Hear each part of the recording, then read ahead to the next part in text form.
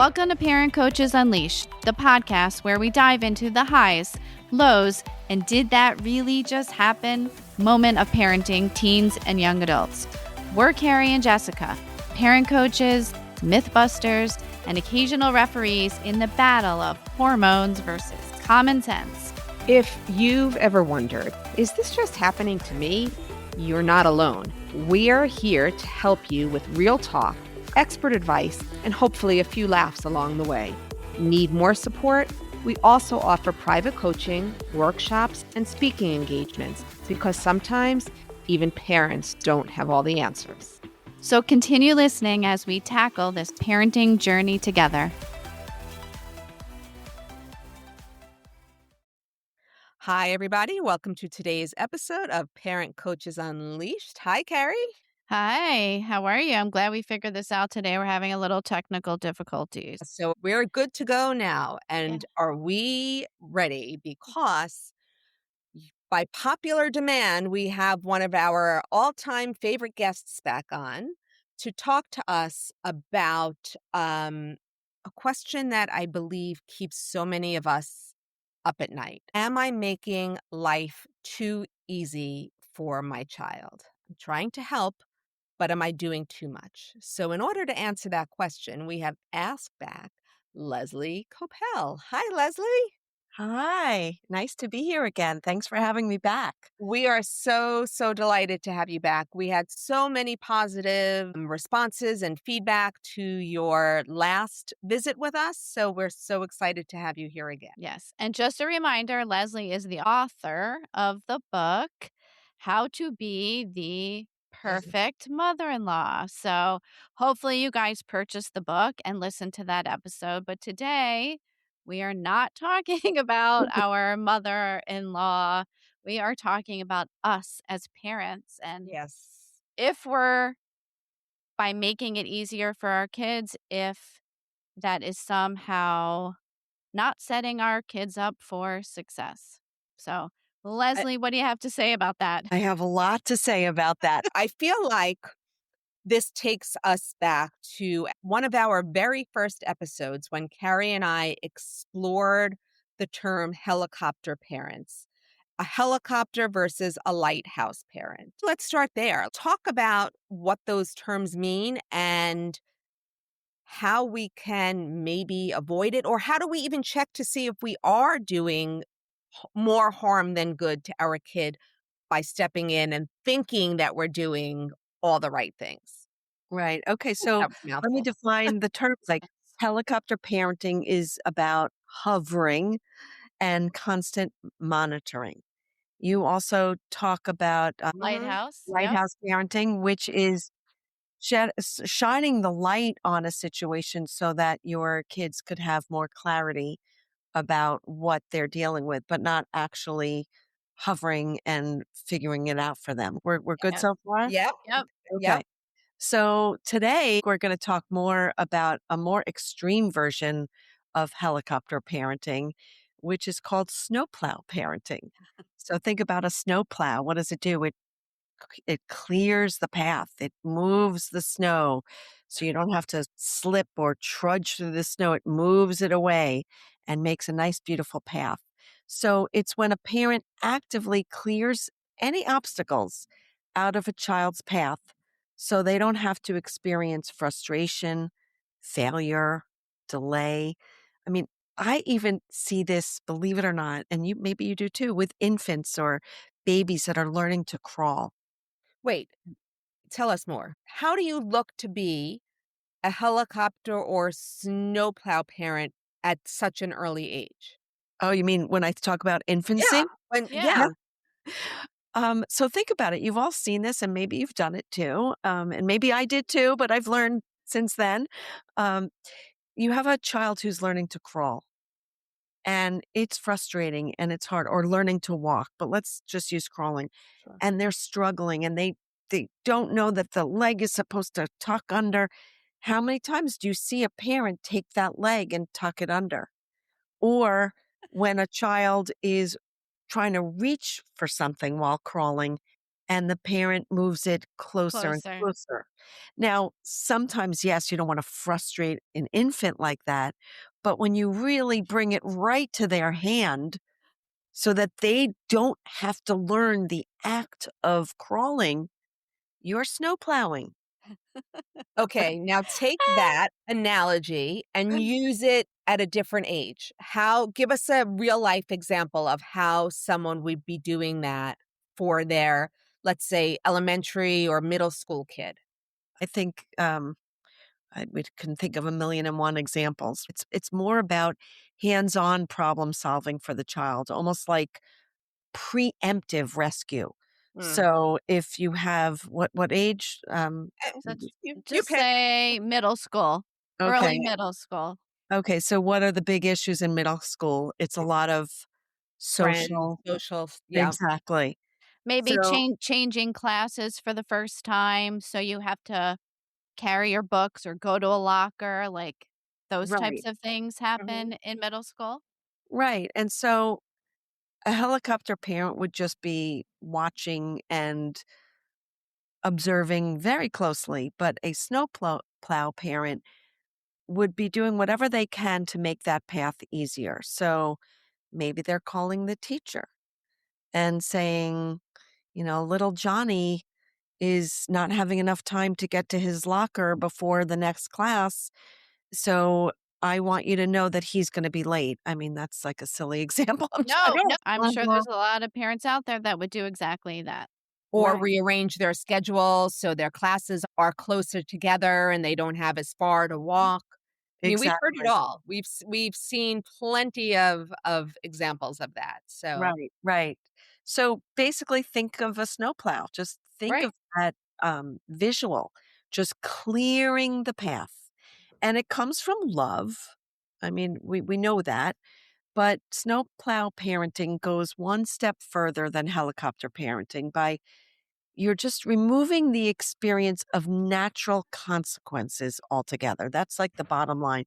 And how do we learn? We learn through failure. I mean, that's like one of the biggest buzz phrases we hear, but it's true. We don't learn when things are smooth and easy. We learn when the road is a little bumpy and maybe we make a mistake or our kids make a mistake and they know how to do it better for themselves the next time. Right. So it's not meant to harm, but it is so harmful. Yeah. So, where do you see this harm show up? How does it what are the repercussions of growing up with a snow plowing parent? So the interesting thing is, parents won't see this necessarily when their kids are still in school and living at home. You're When they're not going to see okay. it because you're going to be. This is your role. This is what you're doing all the time, and your They kid can't see over the front of the snowplow. can't. You're busy driving it and Right. shoveling it and moving stuff off to the side. It's You a blizzard, you can't get through. right. So you're not going to see it. So for your audience members who are listening to this and have children in high school and below, you're not going to see it. So I don't want to be the bearer of bad news, but if I could be as a way to give you a bit of a wake up call, it's so hard for parents. I work with these parents all the time who think like, "Oh, it's not a big deal," and they'll learn how to do it or they'll know how to do it when they go off to college or they're on their own, and that's not how it works. So what I see is you'll get these kids in college and they can't function. They don't know how to pick their classes without getting their parents' involvement. They don't know how to work out roommate issues without calling their parent, who, by the way, the parent, if they want to continue snowplowing, will call the dean, will get that letter saying my child has a health situation and can't have a roommate anymore. We've seen it all. Mm. We've seen it all. So your audience with younger children is not going to get it. They're not going to get it. Sadly, for most of them, they will get it when it's not that it's too late, but it's so late that their child is really going to be crippled. Imagine going off to school, not knowing how to do your laundry, not now knowing how to work out friendship situations, if it's a fraternity, a sorority, and how do I meet and how do I do when mommy has always done it for you? If we had to analyze parents, and we're going to put ourselves all in the same boat, we don't want to pick on anyone, but is it about really trying to make it easier on our kid, or is it that we cannot sit with our own discomfort in allowing for the mistake potentially to happen, what feels like for us as the parent? Yeah, well, I think both things are true, but I think what you're getting to is amazing. It's the root of this issue, which is anxiety. Hmm. You brought this child into the world and you want them to be okay, and you're watching the news and life is scary and you want them to be okay, and you're doubting yourself, maybe you're doubting them.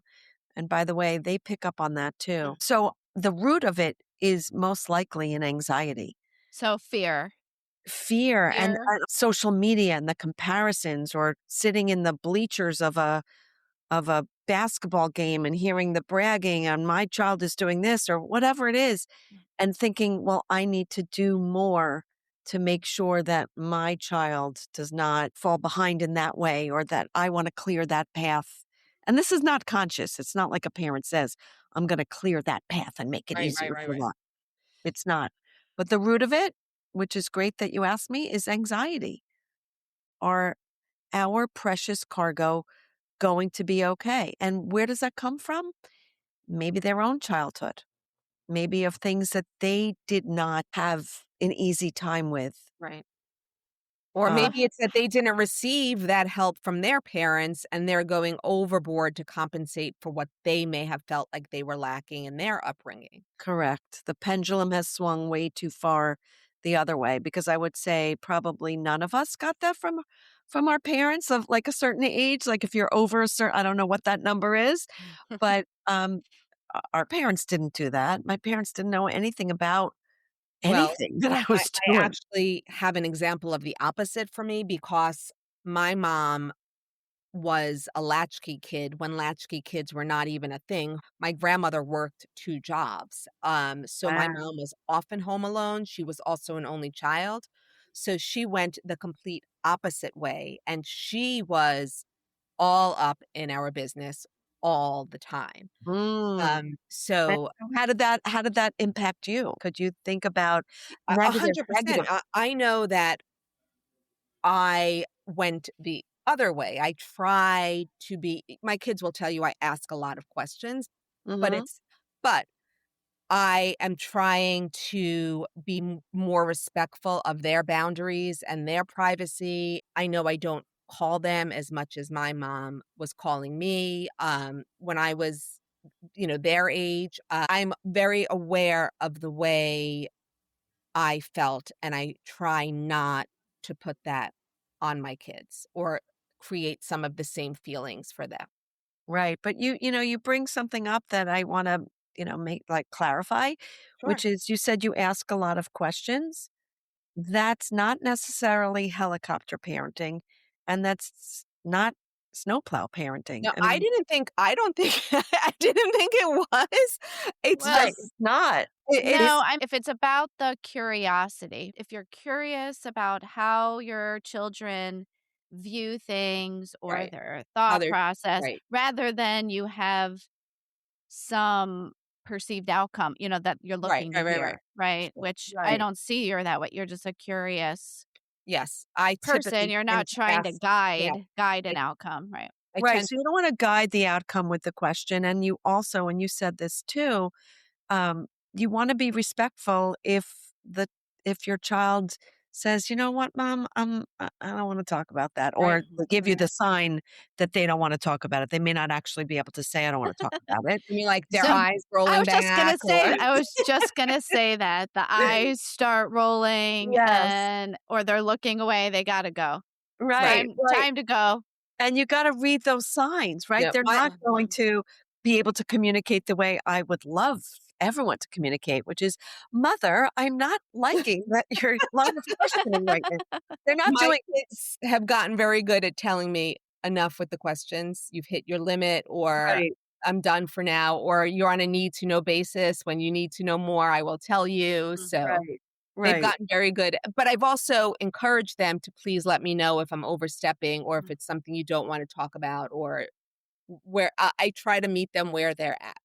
Which is amazing. I mean, that's great parenting right there. But it has not always been that way. It's taken us time to evolve into this relationship Right. just through conversation and talking and telling me what I don't necessarily wanna hear or that might make me feel uncomfortable or badly, but I'm listening to them because of this, because I want to encourage our relationship as they grow into adults. I mean, they already, I guess, They are young adults, but, as they continue to grow and having a relationship with my kids is important to me. So I'm trying to be respectful and aware of boundaries. And I think that's incredible, and I just hope everyone out there understands that when I say that snowplow parenting and even helicopter parenting are detrimental, I'm not saying take the opposite approach and just ignore everything that's going Right, on. You wanna be there, you wanna be the one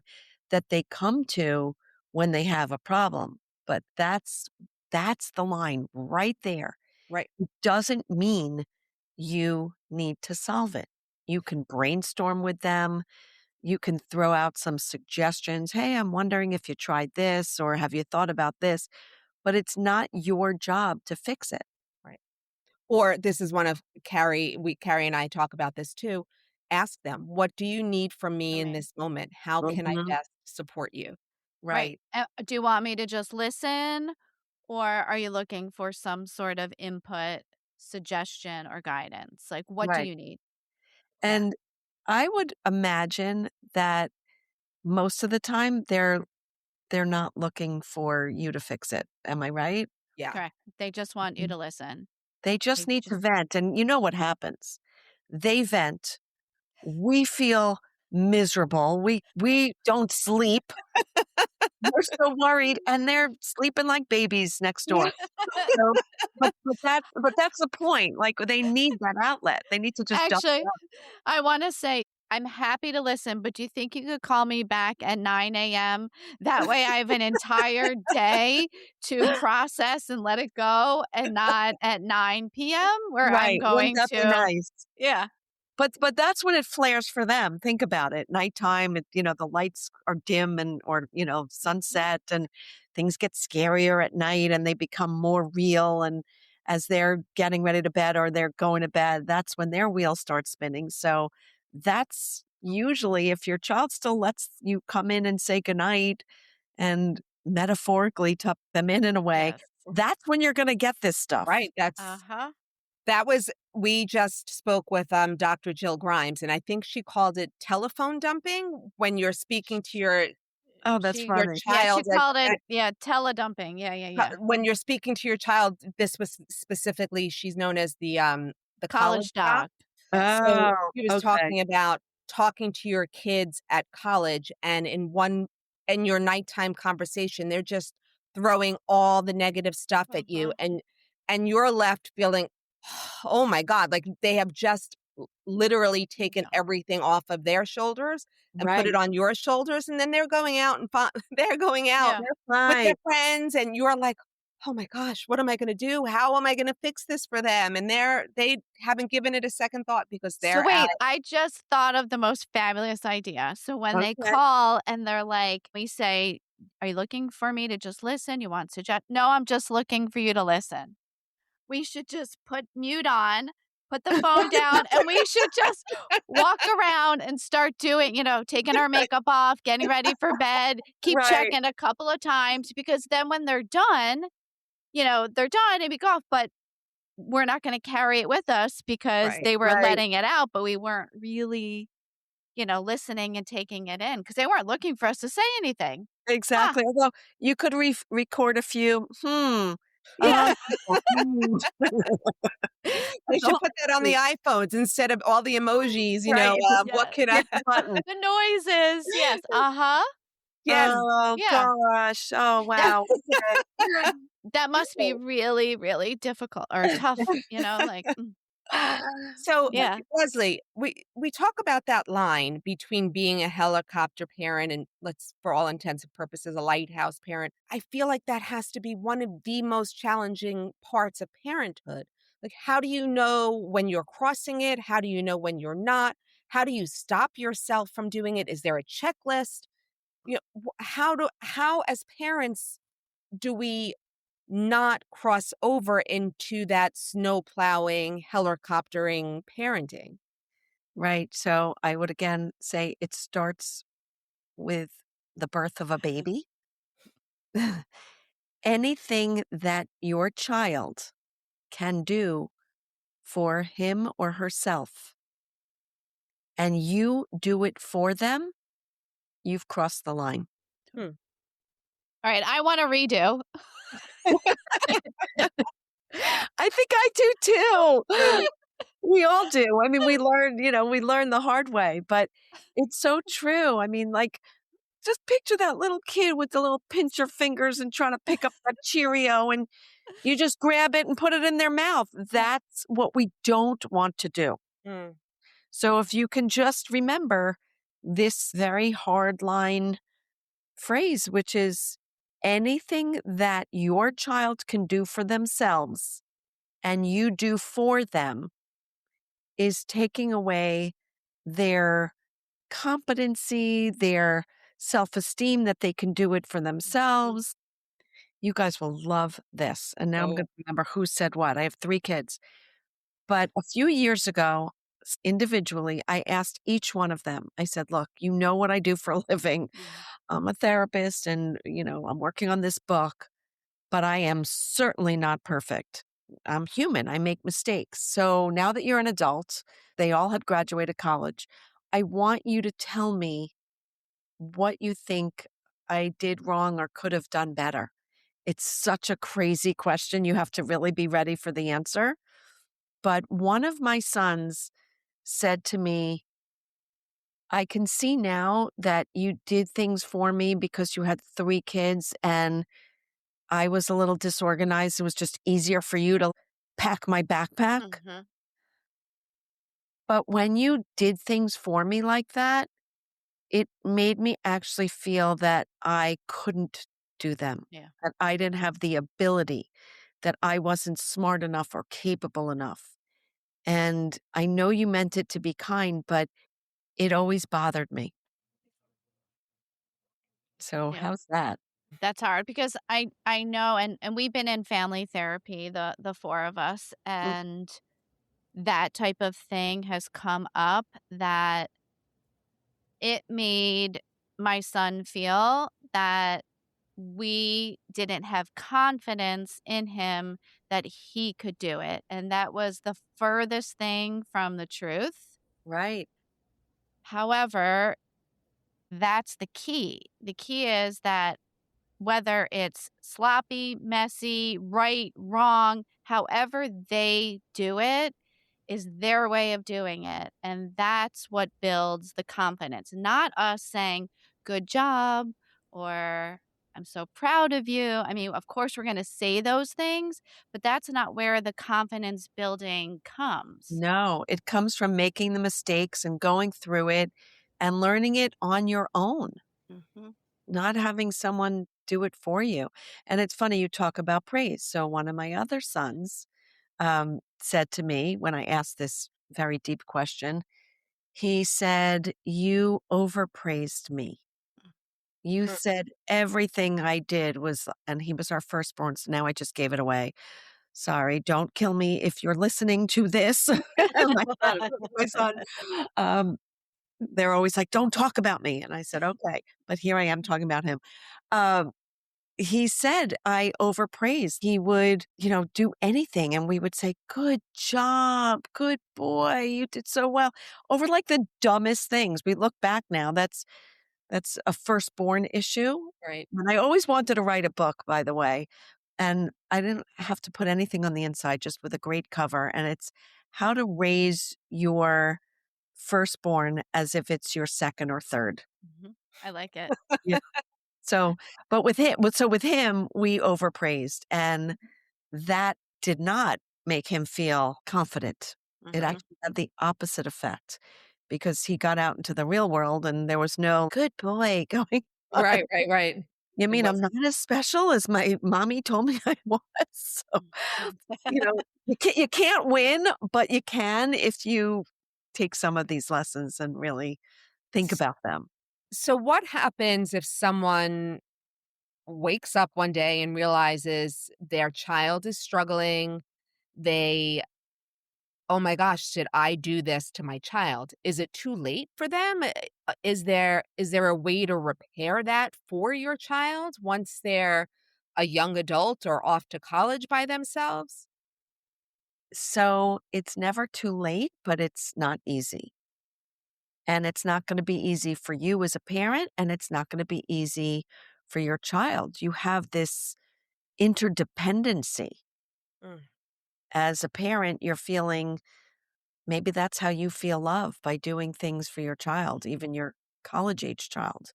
That makes you feel needed and wanted and loved. And your child is used to getting all of that from you. And so if you're listening here and you're like, oh my gosh, that is me, you're talking to me, I would say it's not too late, but it's hard. But the brain is still highly adaptable in young adulthood. So the shift is less about perfection. So it's not about doing it perfectly well, but it's more about like a gentle and gradual recalibration that you need to do as a parent, and they will hopefully absorb it in little pieces like that. So as a parent, you can start stepping back in small and intentional ways while staying emotionally present. So I'm not saying back off right. completely, stay emotionally present, but step back in small, intentional ways. So those small changes in how you respond or how quickly you respond can begin to rebuild their sense of agency and confidence. They're Should like, it be a conversation? Little Johnny, I realized that I was doing this to you your whole life, and I think I did you a disservice, and here's how we're going to move forward.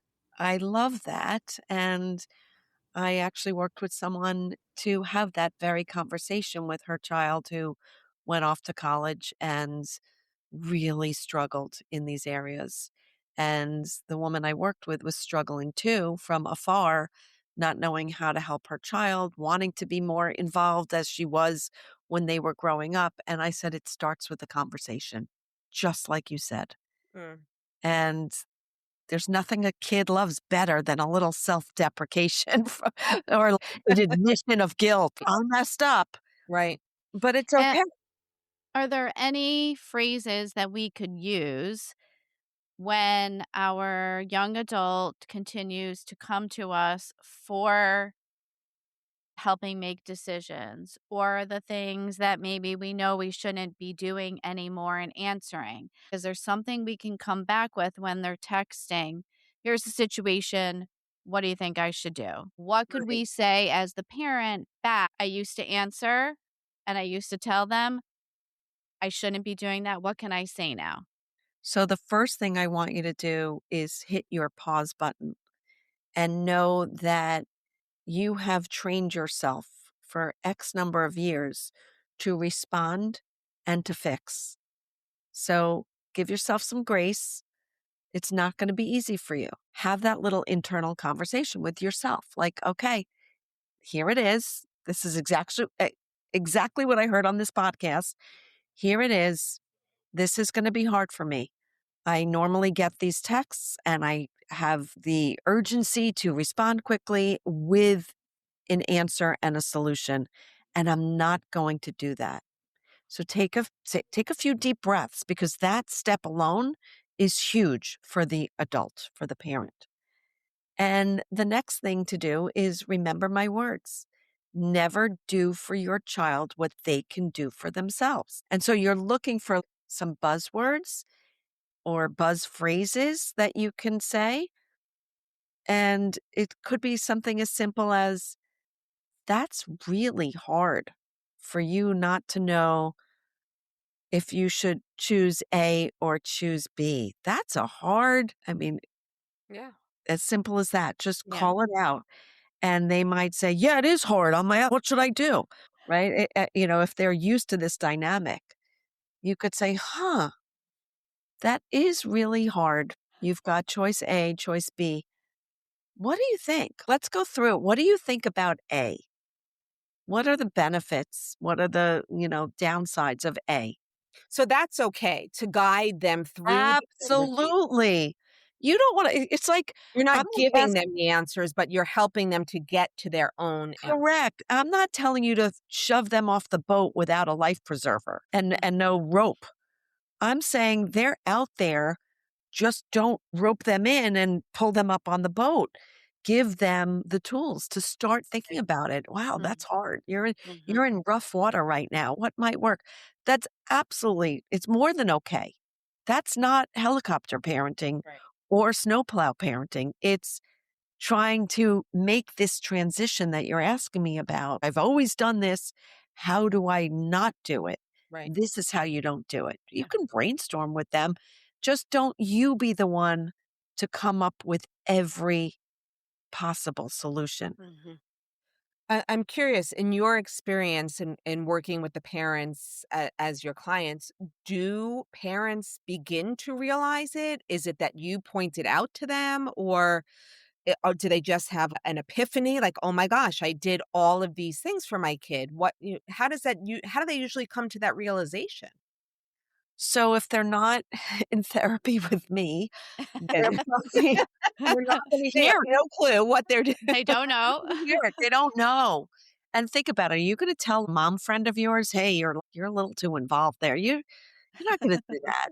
So chances are they're not going to. Wait, I mean, Jessica and I might, but You Right. might. You have a good enough friendship that you might do that. But I even I that, think I think you learned throughout the I know I have learned throughout the years of giving unsolicited, advice. Y Unless somebody asks, you say nothing. right, right.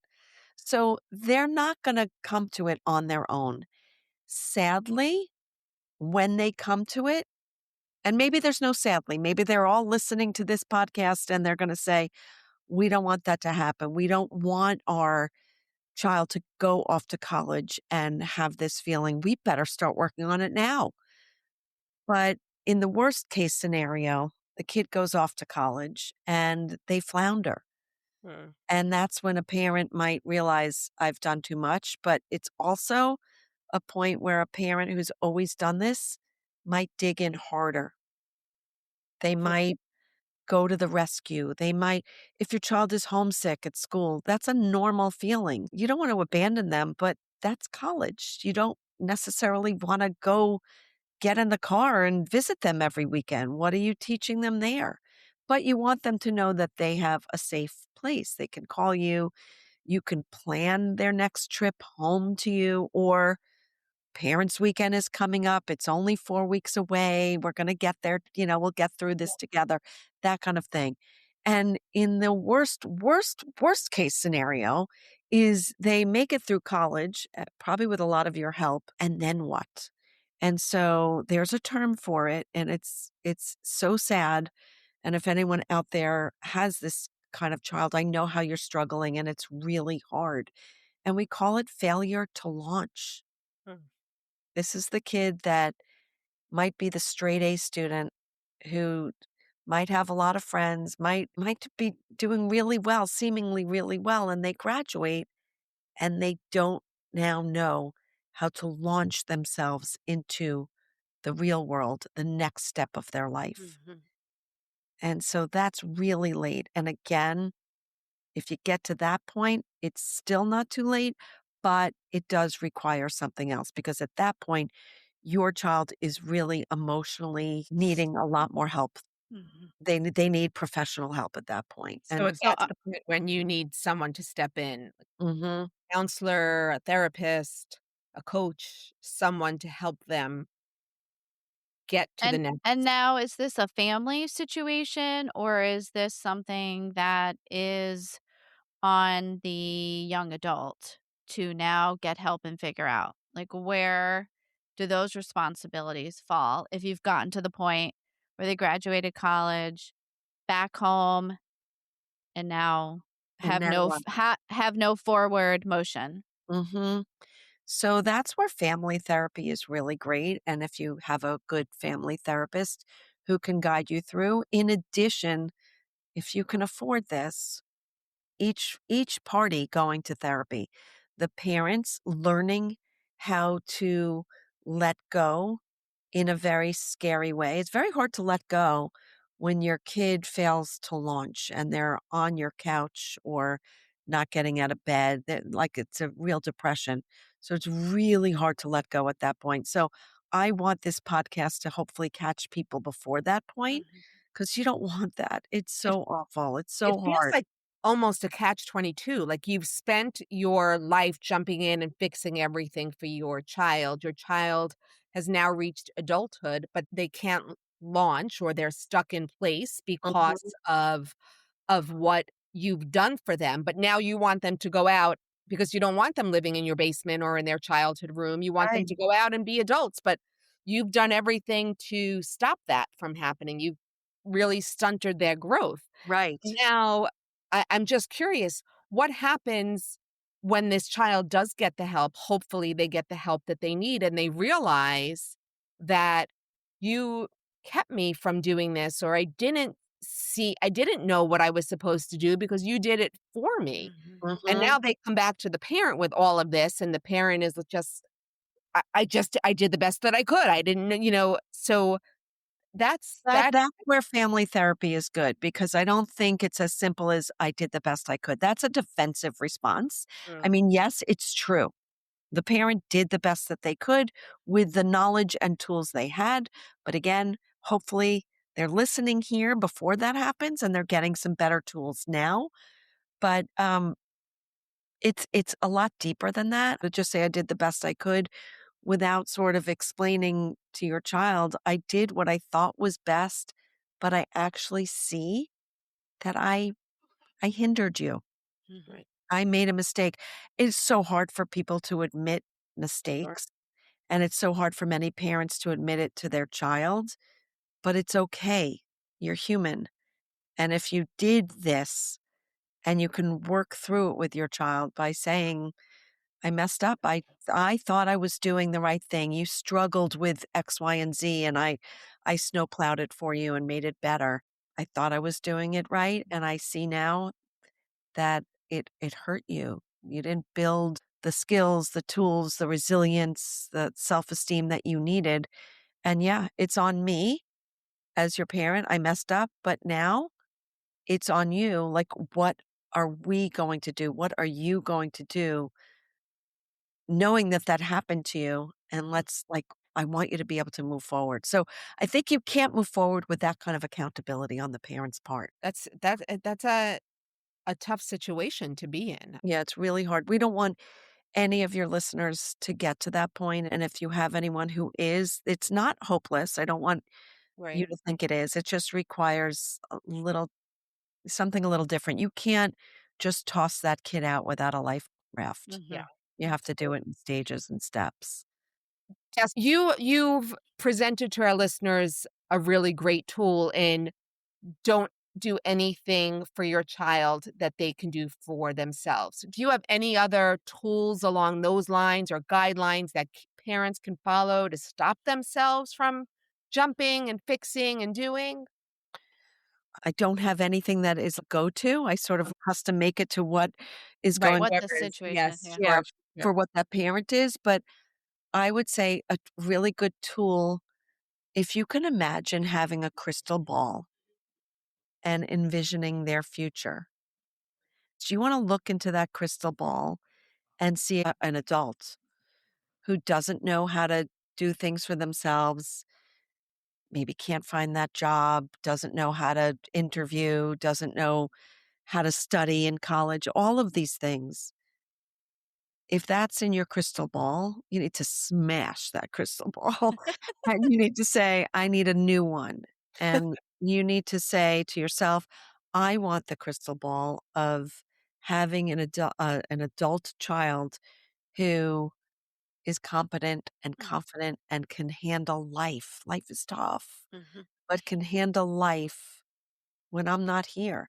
And I guess it would sound really morbid to say, and forgive anyone who has lost a parent, but imagine if you're not here. If you were to disappear tomorrow, is your kid, and I know they may be young, Right. is your kid age appropriately ready to handle what they can Mm. handle? Forget the mourning and all that stuff, but Right, right, right. just in terms of their life load, are Mhm, they capable of handling their life load? hmm, Yeah, that's a great message. Because I Mhm, think that we as parents, right, we talked about your crystal ball. When we look in it, I feel like when they're younger, we're not talking about these behaviors and these life skills. If we could stop there and say, I want them to be kind, I want them to have passion, I want them to be independent, I want them to be able to make decisions. It would be so helpful for us to think of those things rather than I want them to get straight A's, go to Duke, and be a doctor. exactly. I feel like if I don't know that it's the pediatrician's role or maybe we all just have need family or parenting coaches and therapists at a younger age to help us say when we have this little baby going home with us, think about those life skills and behaviors. That should be the goal, Mhm. not what they look like or how tall or those things, but those very behavioral skilled independent things are so much more important that I feel like we forget about and put these other things maybe we don't forget, but the other things seem to take They take priority yeah, when right. we You're get absolutely into the race of milestones and the who's race doing what. the race to nowhere, by the way. And I had with all 3 of my kids, it was so interesting because each one in their own time had come to me, whether it was high school or college, and said, "I don't know what I wanna do. Johnny's going into finance, and Sarah's going into law, and, like, they wanna be lawyers, and she wants to be a he wants to be a doctor, she wants to be a doctor." They all know what they're gonna do. In all different ways, this came up with all 3 of my kids. I would say to them, "I feel really sorry for those kids in a way, because what you're describing sounds like a parent's dream. It sounds mhm. like that's what the parent told them they're supposed to be doing. It doesn't sound like that's what little Johnny necessarily wants, and maybe he does, and maybe he'll be fine. But I'm more concerned about them than I am about your uncertainty right Mhm. now. You're not supposed to be certain. Are you That's exactly kidding? I wouldn't mind if you tried out 10 different careers until you found the one that's right for you. Don't go into finance because all your bros are going into finance. mhm. That's really something very interesting that you'll see going around, and it's like the race, this they all know what they want to do, but those are the kids I worry about. Those are the kids that either go off to college or graduate school or they finish and their whole life has been focused on that goal that I don't think they gave themselves. Maybe they did, but maybe they didn't.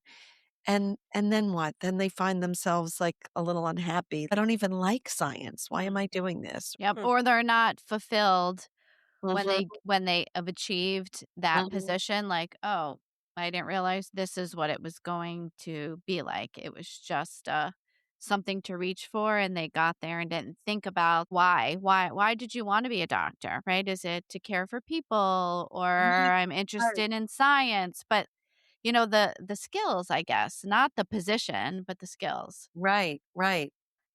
That's But very, very true. And, the other thing I see, and I think it goes hand in hand with this, and this is one of the pitfalls of snowplow parenting, is the lack of frustration tolerance.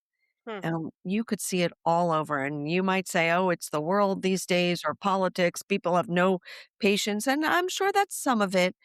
But I don't think parents are doing a good enough job teaching or having a tolerance for their own discomfort to watch their kid struggle to learn something new. It's less about a fear of failure and it's more about a low tolerance for discomfort. Mhm.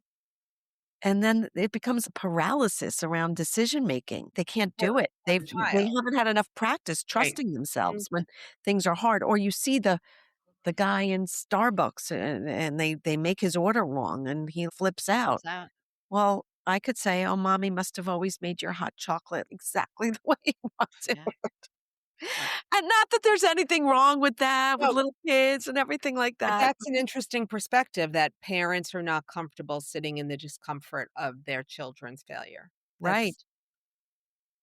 That's That's the crux of it. You yeah. said it before. It's an anxiety that the parents have. And tell yourselves, that's why I said take the pause. It is not easy Mm-mm. to sit and watch your kid struggle. No. Not easy to be the parent of that baby who's learning to crawl and can't figure out just put that leg in front of the other one. Like Mhm. it's not easy to watch that. No. But But they you need to. right, you need to, and they hope they will get there eventually. Mhm. I mean, not everybody has to do it all at the same time either. You mentioned before, Leslie, the comparisons. I mean, just because little Susie is crawling doesn't mean little Johnny's ready to crawl yet. And and Exactly. and as parents, there's definitely, I think, part of our anxiety comes from getting caught up in what everyone else is doing. Right. And it starts so young with Oh my these gosh, yeah. preschoolers, and the parents ask me, "Should I be putting them in Kumon and Little Learners?" I'm like, "Why?" Why? I'm not understanding the question. Right. And then it goes on to getting caught up in who the best teacher for elementary school is going to be Right. and how do I get my kid in that class, and then, "Oh, this one's taking this many AP classes, you should be taking those too," and we're not stopping to think about what is Mhm. actually best Mhm. for your child. Yeah. Right. And we need to give them a voice. They need to Yes. have a voice and be able to communicate to us what they really want. Have we Mhm. stopped to ask them, what do you want? Or what do you think about this? Right? Are we so consumed with our thoughts and what we think might be right for them? Right. And if you've never let your child answer for themselves, you're gonna get this phrase, "I don't know." Mm. And when you hear "I don't know," I want you to look in the mirror. You caused that. Sorry, but you caused it. Wow. Why don't you know what you want for dinner? How do you not know? What are you in the mood for? Right. Something simple as that. As something as simple as that there's your sign when you're saying, "What should parents look for in themselves?" Well, there's one. When they're young, give them 2 or 3 choices. Mhm. I'm not saying, like, leave this big open world, it's scary, but give them choices. Do you want to have your snack before studying, or do you wanna have a snack after studying? Right, right. Let them decide. I get it. We wanna care for our kids, and that's where, maybe some parents are listening and saying, "But my kid is in finals and, like, they're so stressed, and I just wanna make it easy." I'm gonna give you that. If you do a great job 350 days a year, then for 15 days and it's finals time and they're in high school, okay, you can snowplow away. You can cut up their apples and make their hot chocolate and tuck them in and whatever they need. That's okay, as long as it's not the norm. Mhm. The problem is it's usually the norm. No, yeah. So much to think about in terms of our parenting. Yeah, and And I just hope our listeners are able to be good self-reflectors and know if this applies to them or not. Mhm. Right, and I wanna also say, all of us as parents want to do all of this out of love. Yes. This is because you love your child. you don't want them to suffer the way you might have, or the way you're seeing them suffer a little or struggle. I get it. It's out of love, but have that crystal ball to have enough love to know that you've got to back off to Yeah. get them where they need to be. You should be saying, I believe you can handle this, no matter what it is. Overprotective parents start saying, I will make sure you don't have to handle this. That's kind of the crux of snowplow parenting. Mm. I want to make sure you don't have to. And then over time, the child does not build the confidence from Mhm. experience. Right. And they build reliance on outside support systems like you. And it's an external or extrinsic reward, not an internal one or an intrinsic one. Sure. All right. Sorry. Well, No, That was don't be uh, sorry. I always like to ask, what was the sigh for? Tell me what the sigh was The for. this just because it's a lot to take in. yes. It's Mhm. I think, like you said, I don't think a parent sets out saying, "I'm going to be a snowplow parent, and you will never have to worry about a thing in your life."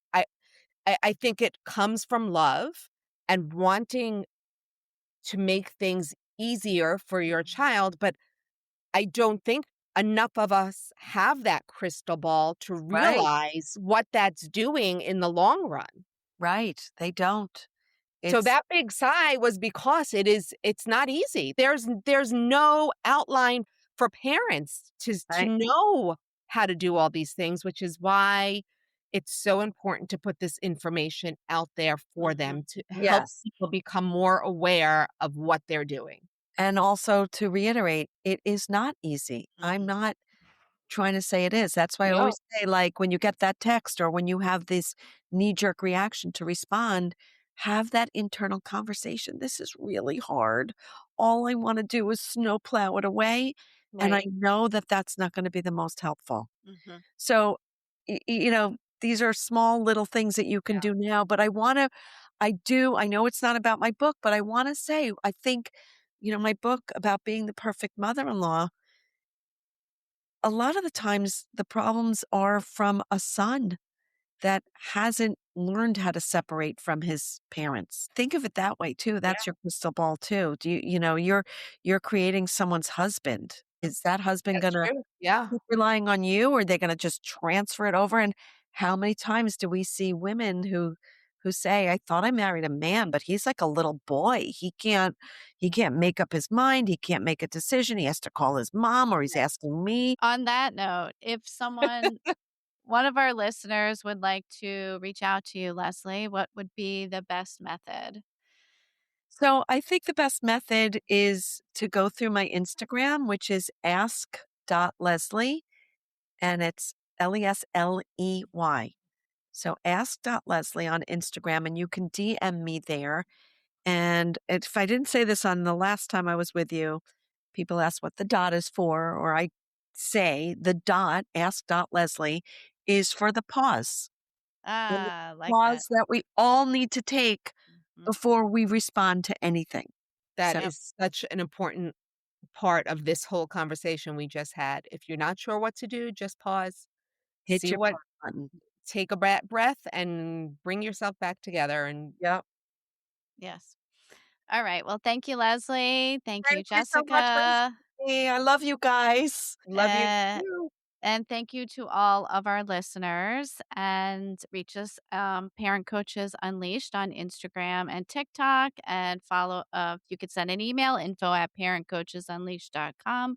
And remember, the purpose of our podcast is to bring this information to you without judgment, just so you have other tools in your toolbox, because we know this is not easy and we're all in this together. So, thank you for listening.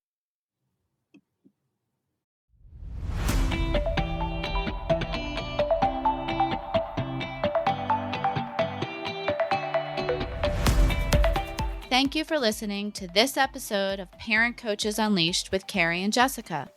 Together, we can raise the next generation of independent, capable, and compassionate young adults. we encourage you to send us an email with questions and feedback to info@parentcoachesunleashed.com.